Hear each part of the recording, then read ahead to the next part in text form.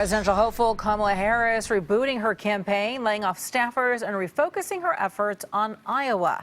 A new memo obtained by CBS News says Harris is running low on cash. Night Beat's Katie Nielsen explains what this could mean for the campaign long term. Katie?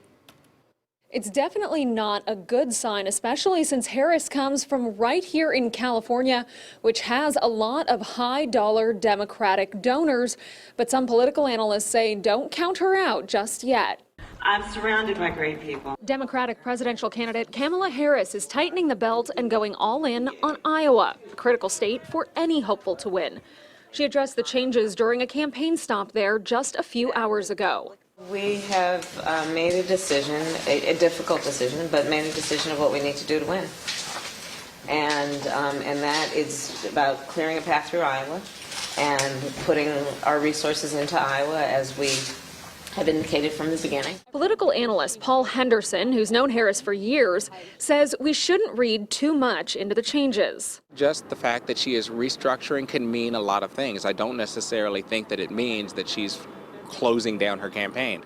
The focus on Iowa, which hosts the first caucus of the election cycle, will be a make or break effort for Harris, who is already falling behind in popularity and fundraising efforts. It really is a marathon and not a sprint. Henderson says polling numbers, donations, and campaign stops are factors, but only one question really matters. Is the nominee that they ultimately select going to be a candidate that can stand up and ultimately defeat Donald Trump?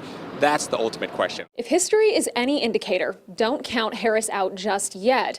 Both John Kerry in 2004 and John McCain in 2008 had to restructure their campaigns due to money issues, and both went on to gain their respective parties' presidential nomination.